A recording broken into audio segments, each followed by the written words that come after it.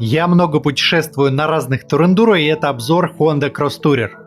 Самый тяжелый турендуро в мире с самыми короткими подвесками среди всех турендуро и кроссоверов от Litra.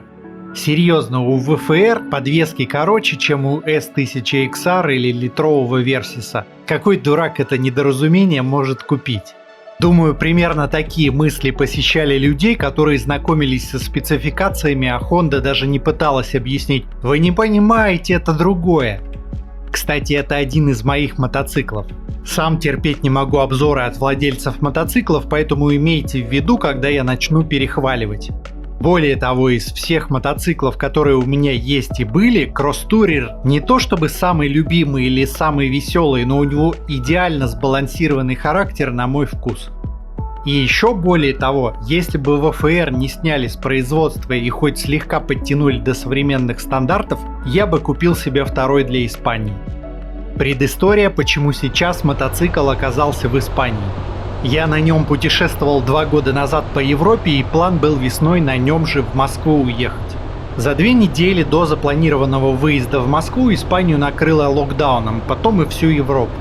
Не тот московский локдаун, где надо при входе в магазин маску на подбородок вешать, а когда запрещено выходить на улицу, кроме похода в ближайший продуктовый магазин, и город патрулировался полицией и военными.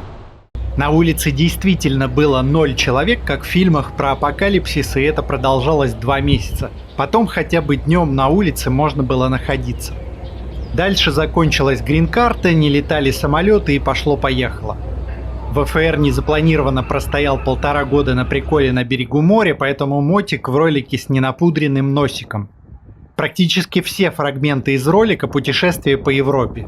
В основном французские уютные дороги, чтобы не утомлять вас пейзажами из вестернов. ВФР — редкий мотоцикл в 1200 классе, который не пытался копировать формулу гуся. На мой взгляд, журналисты и маркетологи, которые Cross Tourer пытались прибить в гусиную стаю, все и испортили, не сумев донести, о чем этот мотоцикл. Давайте на пальцах. ВФР 1200X появился как прямая замена Вородера. Сам Вородера тоже иногда называют турендуро.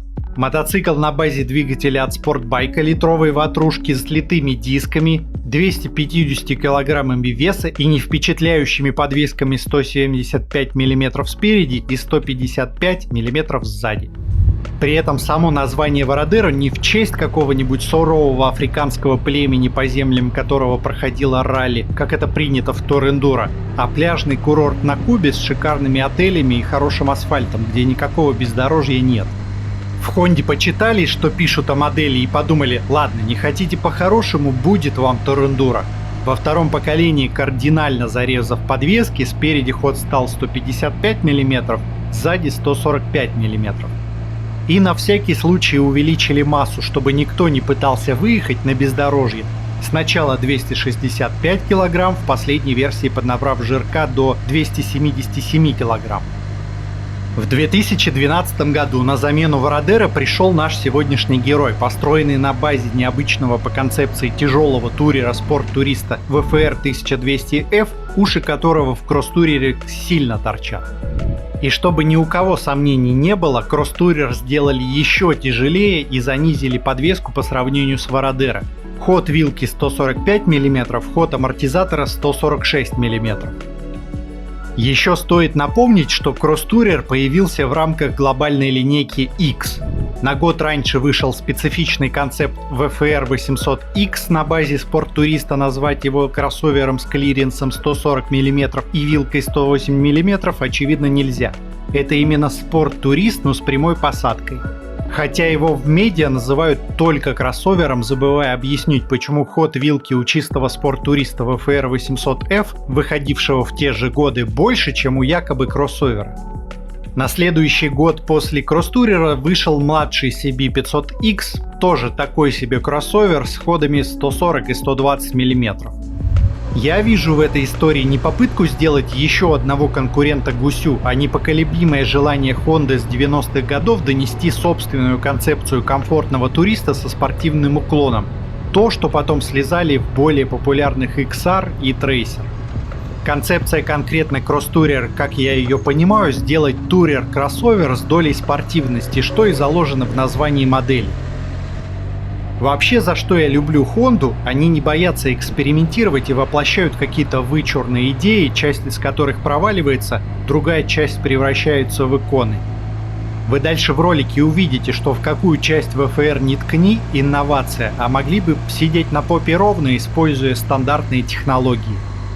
Нужно еще понимать дух времени. В начале 2010-х фактически не существовало оформившегося класса больших кроссоверов с намеком на спорт. Только редкие и робкие шажки в этом направлении. Самая близкая по концепции Ducati Multistrada, причем не первые странноватые версии, а Multistrada 1200, как раз вышедшая в 2010 году. Были еще огромные спорттуристы типа Европана, Фиджера, К1300 и так далее, но без намеков на кроссоверинг. Литровый Versys появился в 2012 году, S1000XR в 2014, Tracer в 2015. Кросс-турер куда-то в эту сторону, но больше про туринг, чем спорт, чтобы не конкурировать с версией F, которая сама по себе турер-спорт-турист. Начнем с веса. Я буду говорить всегда только о версии с автоматом, потому что на механике банально не ездил. Как все знают, хорошие среднекубатурники крутятся в районе 200-210 кг. Хорошие 1200-ки вокруг 240 кг. Несмотря на то, что первое впечатление это «О боже, какой большой бегемот», данный мотоцикл рулится очень легко. И я думаю, что, возможно, он даже был бы интересен какой-либо девушке в качестве туристического или повседневного, но для дальних поездок варианта. Спасибо. Никита, у меня для тебя плохие новости. Кросс-турер с автоматом в базе весит от 285 до 290 кг в зависимости от версии. С 1200-ками у него такая же разница, как у 1200-ок со среднекубатурниками. Причем там подвохов с весом нет, мизерный бак в рамках класса, отсутствует защита, кофры, противотуманки и так далее. Голый мотоцикл. А из-за безумной массы и очень высокого центра тяжести у мотика есть такая специфическая проблема. Обычные защитные дуги выламывает при обычном падении на парковке, поэтому стараются ставить толстые тяжелые дуги с кучей точек крепления. Плюс в стоке нет ни защиты картера, ни центральной подставки, а они здесь нужны. Еще из салона не выехал, а вес мотоцикла уже за 300 кг, в то время как на КТМ сейчас вообще дуги опциональные, и у большинства конкурентов хоть какая-то защита картера стоит. Вишенка на торте. Мотоцикл падает плашмя, и его на жидком грунте не всегда возможно поднять даже вдвоем без смекалочки. Просто в грязи не хватает сцепления. Кросс-турер самый длинный, с самой длинной колесной базой и с длиннющим маятником.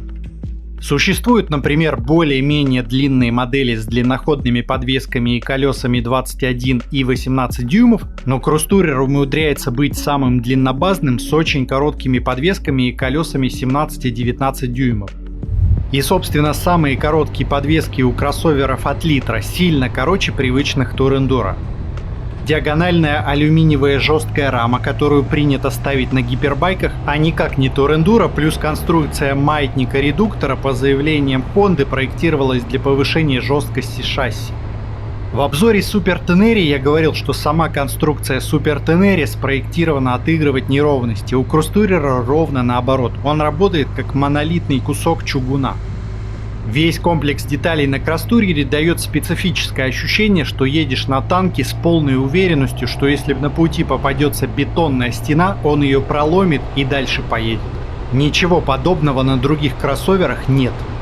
Даже если брать очень тяжелые тур-эндуро типа Super Tenere, там этого ощущения нет из-за раскачивающейся подвески и эластичной рамы.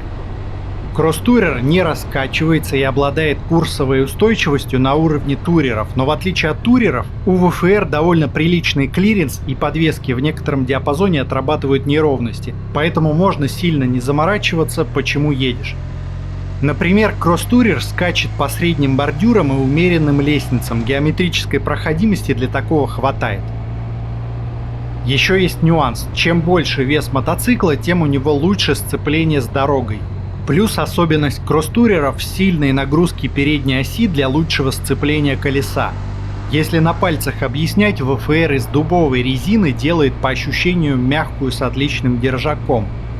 Когда среднекубатурник начинает скользить на обледенелом асфальте или подскакивает на гравийке, кросс-турер вдавливает резину в дорогу и сцепления хватает.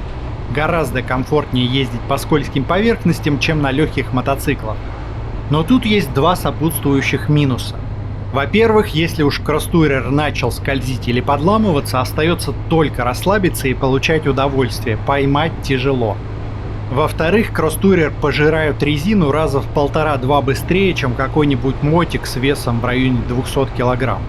Большее сцепление стирает быстрее, под весом мотоцикла резина сама по себе быстрее оквадрачивается и избыточный момент на старте слизывает резину. Связь двигателя и коробки – вторая причина, почему я фанатею от кросс-турера. Двигатель здесь V4, оригинальное решение для класса, где тотально доминируют двойки. Изначально мотор на основе агрегата для MotoGP разработан для спорттуриста версии F. Еще этот двигатель использовали на эксклюзивном английском Naked Ariel Ace. Для кросс-турера его переделали на жирные низы, потеряв аж 43 лошади.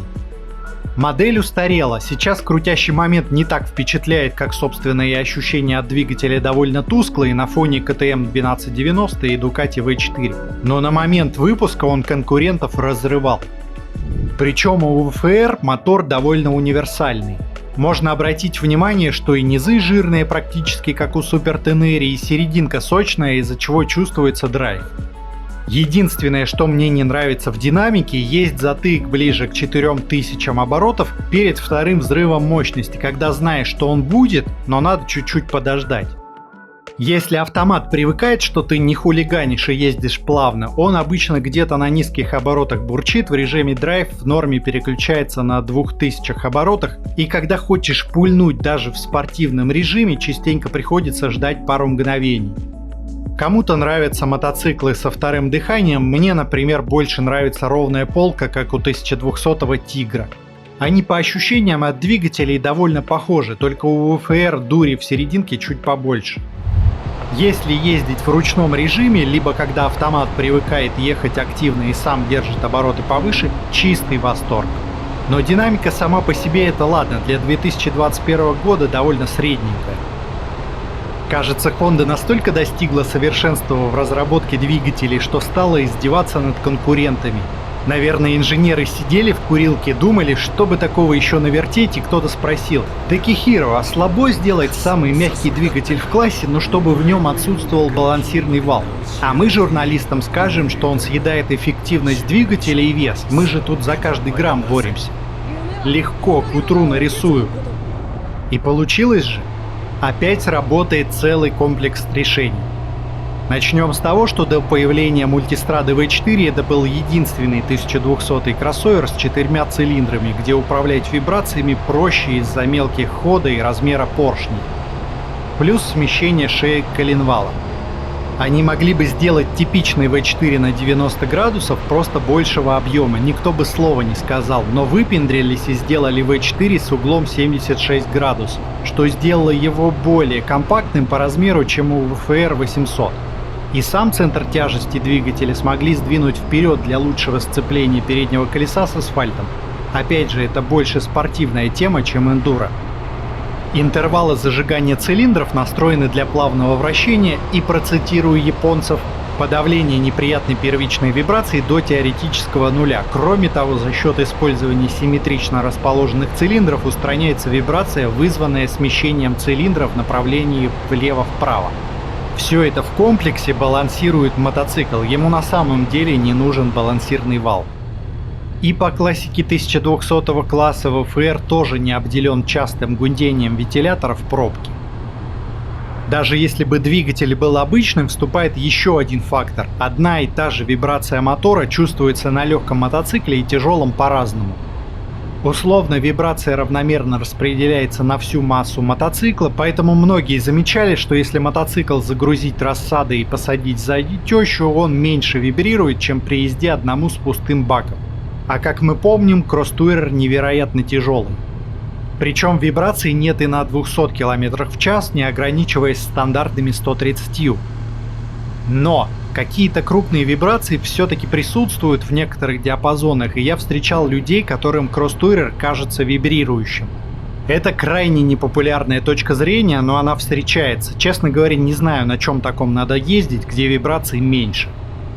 На мой субъективный взгляд, в классе больших турендуро нет двигателей мягче. Супер Тенери единственный, который на том же уровне, если его не крутить, и где-то недалеко Multistrada V4, если ее тоже не сильно крутить.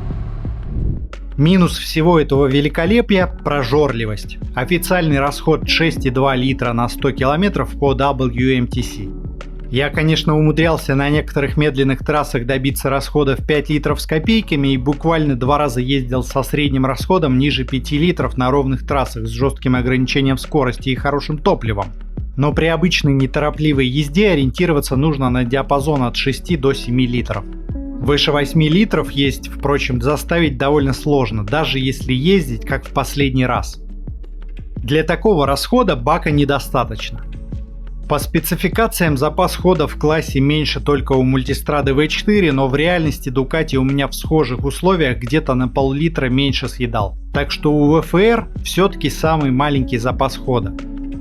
И так же как с Multistrada дополнительно бесит, что мотоцикл очень комфортный и не хочется настолько часто заправляться, как заставляет VFR.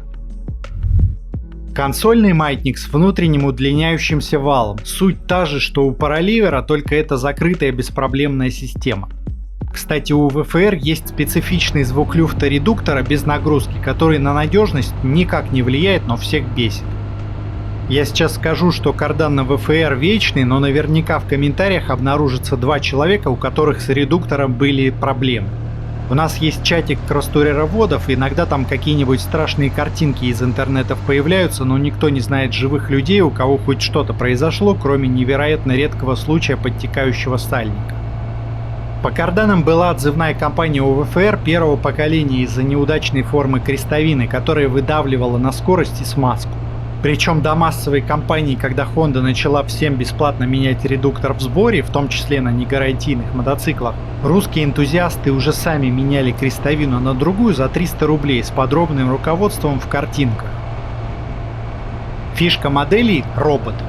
Линейка VFR 1200 – первая, на которой появился фирменный хондовский робот с 2 сцеплениями. И именно к VFR он подходит идеально. Робот, робот, робот, я тебя люблю, мы так хотели. Робот, робот, робот, я тебя включу и полетели. Робот, робот, в твоем сердце электронные метели. Полетели. Робот, на мой взгляд, самая недооцененная технология в мотостроении.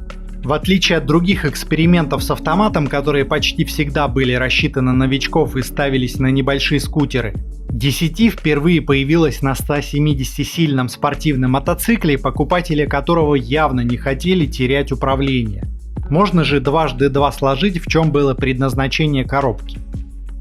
Мало кто задумывается, что на самом деле робот подходит и людям, которые не хотят автоматического переключения. На роботе можно переключаться вручную лепестками, либо купить лапку и переключать ногой в привычном режиме. Это не какая-то особая коробка с ремнями, а привычная механическая коробка с дополнительной функцией.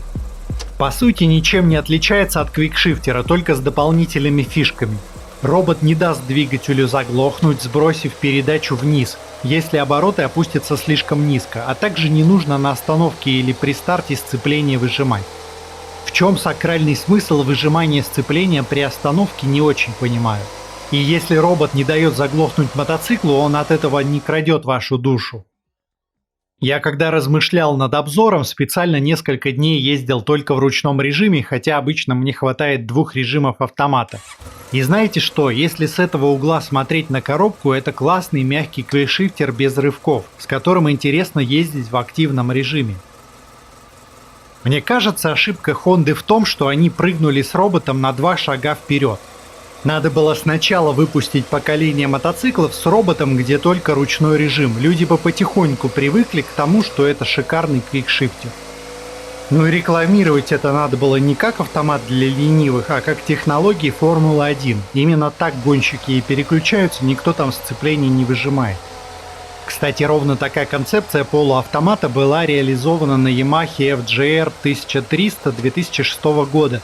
Только там, как говорят старожилы, были рывки и некомфортное поведение на низкой скорости, поэтому со сцеплением получалось мягче.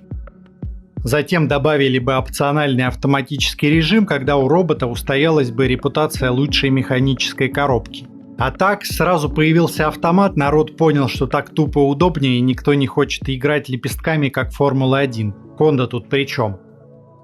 Большинство людей пробуют DCT на каких-нибудь дохликах типа NC. Это не то. Скажем, на NC робот чисто утилитарная вещь, делающая перемещение по городу удобнее. Там нет драйва и обороты быстро кончаются, нет большого удовольствия самому щелкать. Кстати, на некоторых рынках из-за популярности NC с автоматом механику даже не предлагают. Например, во Франции сейчас только робот. На Африке со скепсисом отношусь к работе автомата на бездорожье. Иногда бывают ситуации, когда хочется подтравливать сцеплением. Все-таки компромиссное решение. Правда, на Африке конкретно с DCT я не ездил. Там алгоритмы работают слегка иначе и, возможно, я не прав. Но в любом случае у Африки более флегматичный мотор. Кстати, Africa Twin — единственная модель на многих западных рынках, где механических версий по статистике продается больше, чем роботизированных. А вот на ВФР робот – источник дополнительного удовольствия. У Кростурера чумовой момент внизу, и робот позволяет этим моментом воспользоваться.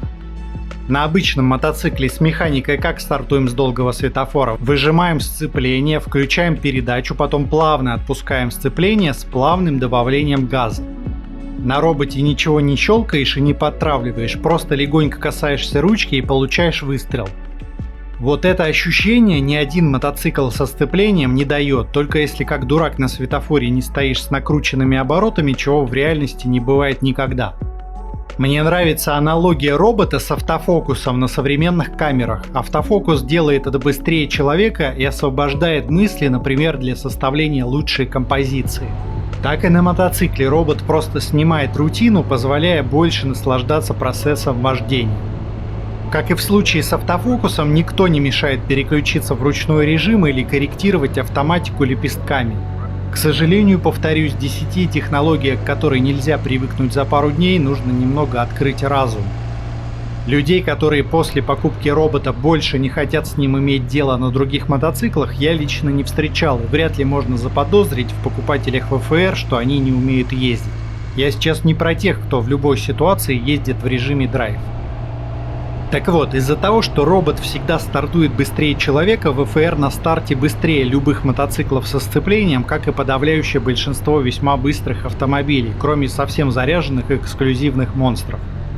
Тут секрет не в каком-то феноменальном ускорении, а в том, что у автомобилей тоже есть задержка, связанная с переставлением ноги с тормоза на газ. Это дает достаточную форму. Да, когда Кростурер уже развил скорость за 100, его начинают обходить неприлично быстрые мотоциклы, но тут нужно просто вовремя сделать вид, что по городу быстро не ездишь. Помимо горцевания, это довольно удобно на светофорах, когда, например, с левого ряда нужно быстро через пару рядов перестроиться на съезд. Всегда есть уверенность, что рядом не существует техники, которая способна поехать со светофора быстрее и помешать маневру. Во всяком случае, когда рядом нет какой-нибудь Теслы. Еще один плюс робота – поездки вдвоем. Такой мягкости переключения на повышенную передачу добиться со сцеплением крайне сложно. Ваша вторая половина полюбит робот, уж поверьте. И когда на ВФР, во всяком случае с автоматом, закрываешь газ, отсутствует рывок, как у многих, тоже пассажиру понравится. С тормозами Honda перемудрила. На всех версиях модные комбинированные тормоза, которые типа лучше распределяют тормозное усилие. Отлично. Сзади один диск 276 мм и двухпоршневой суппорт. Отлично. Спереди на спортивной версии F божественные тормоза. Два диска по 320 мм и шестипоршневые радиальные суппорты. Там шестипоршневая система используется интересным образом. При нажатии переднего тормоза задействовались только 10 поршней, а два оставшихся поршня срабатывали при торможении задним тормозом. На версии X диски по 310 мм. Сейчас это выглядит заурядным, но 2012 год крутое решение, 320 мм стояли только на Ducati. Также в версии X стоят трехпоршневые осевые суппорты.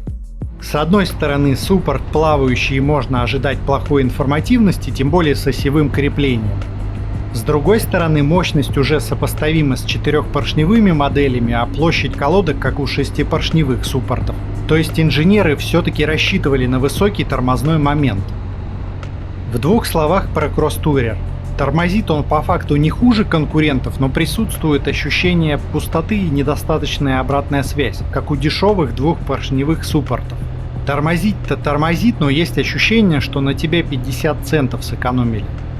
На флагманском туристическом мотоцикле, который отнюдь не был дешевым, уже тогда это было странным и устаревшим решением. Если говорить не про момент, а про ощущения, то кросс-турер за счет своей напряженной подвески, огромного веса и колесной базы тормозит стабильнее большинства конкурентов, сцепление идеальное, заднее колесо не шелохнется. Вам любой владелец круизера или турера с нормальными тормозами это подтвердит. Собственно, экстренное торможение на таких гигантах не воспринимается как экстренное, потому что ничего особенного не происходит. А вот с подвеской у кросс-турера не все хорошо. Она заточена на комфорт на умеренно хорошем асфальте. И по серпантинам можно с удовольствием ездить, и на трассах комфортно, но вот плохую дорогу подвеска переваривает до некоторого предела. Когда грунтовка, щебенка, снятый асфальт, асфальт в трещинах и заплатках, вопросов нет, едет хорошо, лучше, чем туреры. Но когда убитый асфальт с жесткими ямами, квадратные неровности, иногда стиральная доска, жесткие удары в руль. Дело усугубляется тем, что у мотоцикла сильная нагрузка на переднюю ось. Немного спасают ситуацию прочные спецованные диски в стоке, немного гасят удары и есть уверенность, что сами диски выдержат. У подвески ручные регулировки, хорошо хоть есть крутилка преднатяга амортизатора. Но, к сожалению, Honda на модель с появлением Африки забила и перестала обновлять. Сюда просится полуактивная подвеска с увеличенным диапазоном возможностей. Причем к амортизатору претензий у меня вообще нет, только к работе вилки. Есть, конечно, возможность поставить Öhlins, но будем честными, сейчас идет речь только о БУ мотоциклах, и отдавать 15% стоимости мотоцикла за небольшое улучшение подвески никто не будет. Если только вы не разбили вилку, тогда есть смысл подумать о тюнинге. Рулится кросс-турер из-за упругой подвески хорошо, без какой-то напрягающей раскачки, но специфично, не как что-то спортивное. Такая монументальная хреновина, которой указываешь курс как капитан. Сам он в поворот не кладется и требует самостоятельного доворачивания. Причем, когда наметил угол в повороте, дальше можно руки отпустить. Мопед с курса ничего не сдвинет. Из-за массы мотоцикла свешивание на нем играет последнюю роль, и пассажир может чем хочет сзади заниматься, на балансе это никак не сказывается. Наличие пассажира вообще стоит периодически проверять, потому что сидит он сзади или уже выпал, я лично не могу заметить. Дело еще в том, что когда пассажир садится на умеренно легкий мотоцикл, надо предупредить, чтобы я перестал в носу ковырять и контролировал баланс. На кросс-турере никакого смысла предупреждать нет, никуда он не сдвинется и подвеску не болтает, пока пассажир ползает. Короче, никогда не покидает ощущение, что едешь на чем-то огромном, в этом он похож на туреры. Уместно перейти к эргономике. Седло длинное и расстояние между водителем и пассажиром неприлично большое даже по сравнению с некоторыми 1200-ками. Мотик смело можно было заявлять как трехместный. Удобно и водителю, и пассажиру, потому что можно менять позы в широком диапазоне и никто ни в кого не упирается. Само седло – середнячок. Я сначала подумывал перешить, потому что оно кажется каким-то жестковатым, да и многие владельцы меняют. У меня есть гелевая накладка с Льюиса, я ее на всякий случай брал в первые дальники, но понял, что стандартного седла хватает. Я не устаю и не нуждаюсь в увеличении комфорта. Хотя на всех других мотоциклах для путешествий первым делом менял седло. По высоте седла середнячок в классе, но сам профиль седла спереди не очень широкий с обтекаемыми краями. На деле ВФР может оказаться более подходящим по росту, чем какой-нибудь мотоцикл с чуть меньшими цифрами, но с широким седлом. Еще можно купить заниженное на 2 см седло. Также для японского рынка выпускался заниженный задушенный кросс-турер, где высота по седлу на 4 см ниже, чем у европейской модели. Имейте в виду, если будете заказывать с аукциона. Посадка специфичная, руль высоко, но очень далеко, за ним нужно тянуться даже с ростом 188 см. Подразумевается не абсолютно прямая посадка, а с наклоном в пару градусов, как раз та же самая концепция, что у Multistrada 1200 и 1260. На извилистых дорогах очень удобно, на магистрали хочется чуть более расслабленную посадку. Многие ставят проставки руля, приближающие руль к себе. Я опять же на всех мотоциклах ставил или высокий руль, или проставки, на кросс-турере нет. Потому что меня не напрягает такая посадка в путешествиях, но когда садишься с какого-нибудь супер Тенери, разница есть. Подножки слегка вперед отодвинуты для комфорта, тут не придраться, на пятерку. В стойке великолепно, руль на идеальной высоте и удаленности. Мотоцикл сам по себе не очень широкий в том смысле, что колени физически вылезают по ширине из-за фальшбака, но ни в колени, ни в ноги не дует совсем. На скорости, если везде себя руками нежно гладить, нигде не дует и чувствуется, что есть зона разрежения воздуха перед ногами. И из-под мотоцикла в дождь на ноги ничего не попадает. Я даже обленился брать с собой штаны-дождевик. Даже сейчас путешествовал в летних промокаемых штанах, ничего с собой сверху и подкладку Гортекса не брал, хотя каждый день после Испании был дождь разной насыщенности. Просто нет смысла, в средний дождь попадают отдельные капли и все, всегда приезжаешь сухим. Добились такой ветрозащиты ног примитивнейшим решением, по бокам есть едва заметные отсекатели, перенаправляющие весь поток с ног. Просто и гениально. А вот ветрозащита стекла довольно посредственная в рамках класса. Здесь фирменная хондовская болячка с тем, что руль упирается в стекло и физически нельзя поставить широкое стекло. Если на гусе можно взять стекло Wunderlich, которое закрывает потребности 99% райдеров, то на кросс-турере надо подбирать стекло под себя, потому что у каждого стекла есть узкий диапазон, для какого роста и скорости подходит.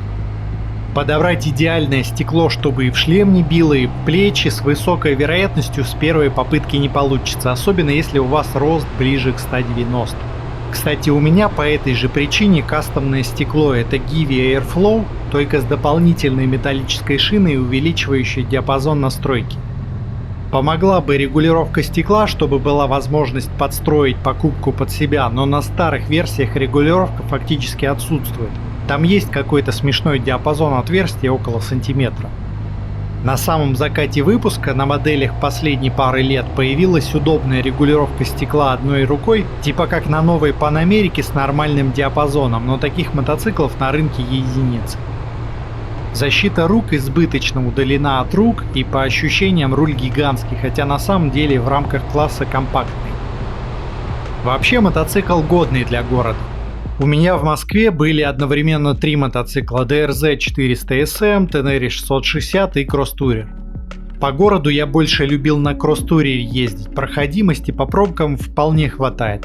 Если надо было много ездить внутри Садового кольца, тогда уже предпочитал DRZ, но это принципиально другие габариты. Если голова пролезла, значит и DRZ пролезет. Собственно, сильно выпирают за пределы руля только зеркала. Кто-то их для города меняет, чтобы увеличить проходимость мотоцикла, я оставил. За счет высокого руля, торчащих зеркал и классической овальной формы видно все. В зеркалах локтей либо не видно совсем, либо занят крохотный уголок. Раньше люди думали про обзор, сейчас даже Honda в угоду рубленному дизайну унылые многоугольники на все ставят, только Suzuki со старомодными зеркалами пока держится. Причем технических причин менять зеркала нет, их не сворачивает на высокой скорости, никакого дрожания и так далее. Я уж не говорю, что на кросс-турере с его техническими данными и нагруженной передней части нет проблем с воблингом, очень стабилен на высоких скоростях. Даже со всеми моими погремушками и железками по кругу без боковых кофров в районе 200 ничего не дергает и не сдвигает с курса. Чувствуешь, что на тяжелом утюге едешь, впившимся в асфальт. Если набить задний кофр кирпичами и развесовку сильно уж нарушить, при ускорении ближе к 200 будет чувствоваться, что переднее колесо не нагружено и руль пустоват, может маленько побалтывать, но до настоящего воблинга далеко. С боковыми кофрами все сложнее, потому что мотоцикл узкий. Если кофры узкие, почти сложенные, как у меня на видео, неплохо, с алюминием начинает дергать порывами уже на 130. С начинкой и аксессуарами у мотоцикла все плохо. Даже для уровня 2012 года с каждым годом отставание от флагманов увеличивалось. Особенно если смотреть на мультистраду 1200, которая по уму главный конкурент. На мультике были 4-поршневые радиальные тормоза Brembo, режимы двигателя, 8-уровневый трекшн-контроль, электронная подвеска. А с 2013 года ставилась легендарная полуактивная Skyhook, с 2015 TFT-экран с Bluetooth, наклонный ABS и трекшн-контроль, в стоке круиз-контроль. И кросс-турер. При том, что стоит электронная ручка газа, да еще и автомат, очевидно, что здесь должен стоять круиз-контроль, а его так и не появилось. Сторонние решения от нескольких компаний есть, как стоит у меня, например, но это заморочки, в которые никто не ввязывается. Конечно, у мотоцикла до самых последних лет не было никакой угловой ABS. У первого поколения был одноуровневый трекшн-контроль, который жестко все зарубал, из тех, которые на бездорожье мешают. Он всегда включается после запуска мотоцикла, и чтобы его отключить, нужно лезть рукой за кнопкой на крыле и подержать ее. В дороге это делать неудобно, поэтому вряд ли кто-то постоянно пользовался. В поздней версии трекшн-контроль стал многоуровневым. Также с возрастом менялась коробка. Логика в мелочах переключений поменялась, режим драйв менее тупым стал. Появились дополнительные подрежимы, но не такая принципиальная разница. Все равно драйв удобен только на трассе, и в других условиях им пользоваться уныло, а в городе режим S работает идеально. Из удобств можно было поставить опциональный подогрев ручек, но кто ставил, жаловались на слабенький нагрев. Еще предлагались противотуманки. Вообще свет на мотоцикле вполне неплохой, в свои годы его хвалили. Сейчас, конечно, галоген устарел, но дальний свет все еще неплох. Экран простейший. Особенно в последние годы кросс-турера, не представляю, как их продавали, когда рядом стояла Africa Twin с огромным цветным телевизором и сенсорным управлением, и кросс-турер с винтажным калькулятором. Тем не менее, экран на базовом уровне годный. Уровень топлива, температура воздуха, расход, трипометр, отличная читаемость. Для начала 2010-х пойдет, сейчас это анахронизм. Эргономика на пультах типично хондовская удобная. Единственный нюанс Honda связан с тем, что приоритетным было удобство пользования лепестками ручного переключения передач на роботе. Действительно очень удобно, но лепесток переключения передач вниз находится на традиционном месте кнопки клаксона. Когда мотоцикл единственный, все равно, когда владеешь двумя, один из которых не Honda, привыкнуть невозможно. Если, подъезжая к подруге, пользоваться клаксоном как позывным «слышь, выходи» не проблема, но вообще гудят, как правило, в аварийных ситуациях.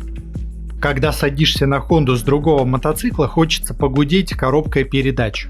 Потом вспоминаешь, что клаксон же где-то еще, а пока ищешь, уже думаешь, да ладно, не так уж сильно он и подрезал, и забиваешь.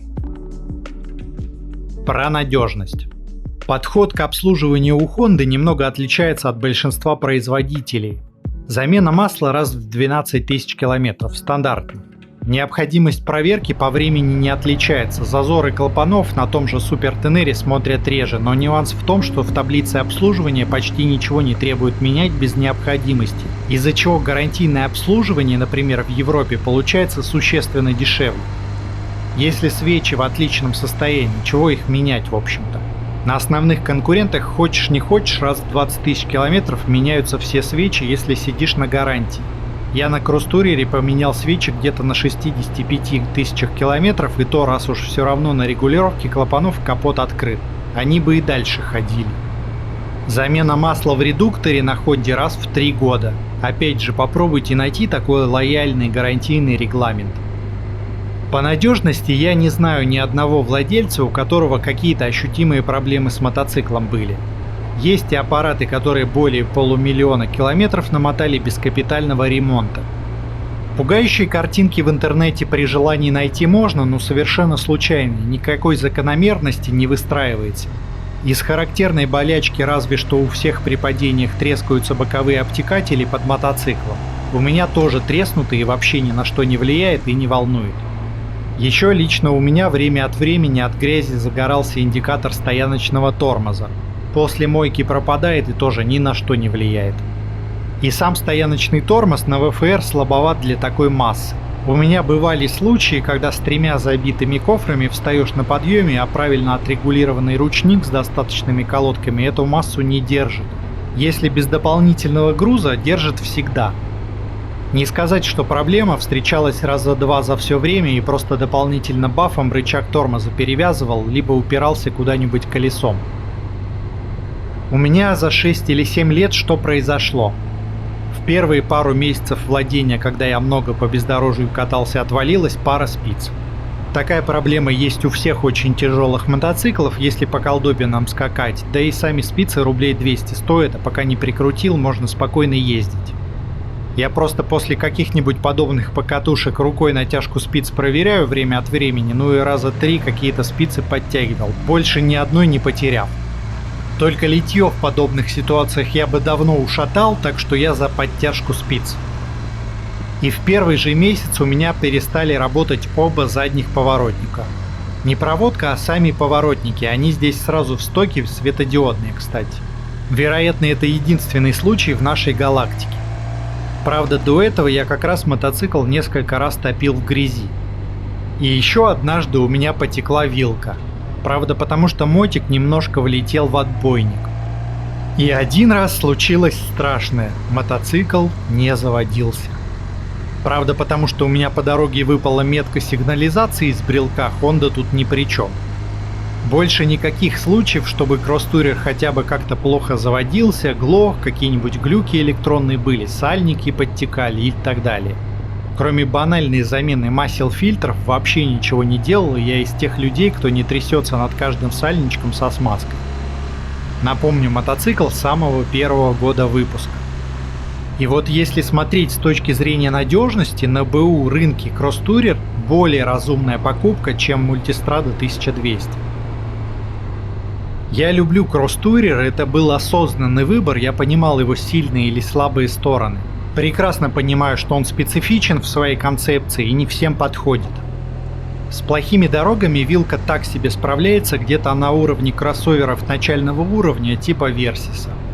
Сказать, что с таким весом по какому-то бездорожью здорово ездить, конечно, нет. С серьезными навыками можно побаловаться, но только ради того, чтобы где-то вынужденно проехать. Скорее здесь наслаждение от осознания, что на таком монстре умудряешься хоть как-то проехать. Как мотоцикл на каждый день с путешествиями по асфальту и возможностью спокойно съехать на сухую тропинку или подняться по каменистой дорожке, в этом он великолепен, особенно с пассажиром.